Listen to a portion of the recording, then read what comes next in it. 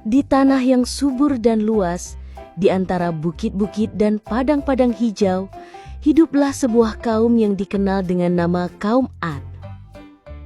Mereka tinggal di wilayah yang bernama Al-Ahqaf, daerah berpasir di antara Yaman dan Oman. Kaum ini terkenal akan kekuatan tubuh mereka yang luar biasa dan bangunan-bangunan megah yang menjulang tinggi ke langit. Mereka membangun istana-istana dari batu besar dan menciptakan tiang-tiang tinggi yang seakan ingin menyaingi langit. Sungguh, mereka adalah bangsa yang dikaruniai kemakmuran, kekuatan, dan kekuasaan yang besar.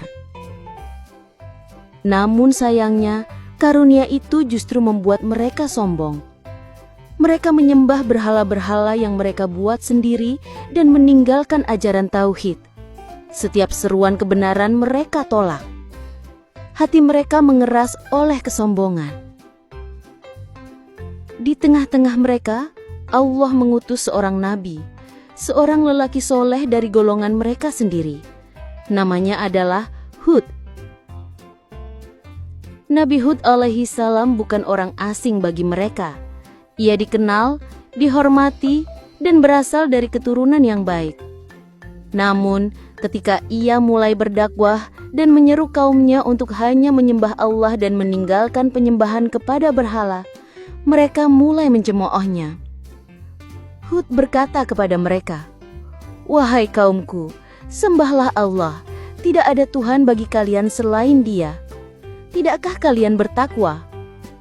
Namun, kaum Ad menolak dengan angkuh. Mereka menjawab, "Apakah kamu datang kepada kami agar kami meninggalkan apa yang biasa disembah oleh nenek moyang kami? Kami tidak melihatmu kecuali sebagai orang bodoh." Hud tidak gentar. Dengan sabar ia terus mengingatkan, "Wahai kaumku, aku bukanlah orang bodoh seperti yang kalian sangka. Aku adalah seorang utusan dari Tuhan semesta alam. Aku menyampaikan amanat darinya dan aku hanyalah pemberi nasihat yang terpercaya. Tidakkah kalian mengerti?" Namun hinaan demi hinaan terus mengarah kepadanya. Mereka menuduh Hud gila, berhayal, bahkan mengancamnya. Mereka berkata, "Datangkanlah kepada kami azab yang kamu janjikan jika kamu memang benar." Hud bersedih. Ia tahu azab Allah adalah benar. Maka ia berseru lagi dengan harap dan amarah yang terselubung, "Sungguh, aku telah menyampaikan amanat Tuhanku kepada kalian. Aku telah menasihati kalian, tetapi kalian membenci nasihat orang yang tulus." Hari demi hari berlalu dan awan hitam mulai berkumpul di atas wilayah kaum Ad. Mereka yang hidup di padang pasir gersang menyambut awan itu dengan gembira. Mereka mengira itu adalah pertanda hujan yang akan menyuburkan tanah mereka. Dengan penuh harap mereka berseru, "Lihatlah, awan yang akan menurunkan hujan bagi kita." Namun Hud memperingatkan mereka, "Itu bukan awan rahmat, melainkan azab yang kalian minta-minta dahulu." Lalu datanglah angin itu, tidak seperti angin biasa. Ia menggulung, menderu seperti suara petir yang membelah bumi. Hari menjadi gelap. Angin itu mengangkat rumah-rumah mereka, menghancurkan bangunan megah yang mereka banggakan.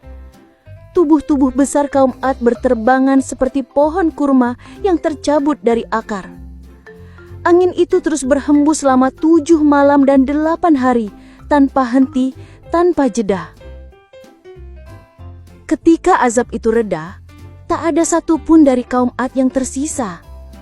Hanya jasad-jasad mereka yang bergelimpangan di padang pasir yang sunyi. Namun, Hud dan orang-orang yang beriman bersamanya diselamatkan oleh Allah. Mereka meninggalkan kaum yang binasa dan berpindah ke tempat lain. Di sanalah mereka hidup dalam ketenangan, mengabdi kepada Allah yang Maha Esa. Dan kisah itu menjadi pelajaran bagi generasi sesudahnya, bahwa kekuatan, kekayaan dan kebesaran tak berarti tanpa iman, bahwa kesombongan hanya akan membawa kehancuran, dan bahwa setiap seruan kebenaran yang ditolak suatu saat akan dibalas oleh keadilan Tuhan.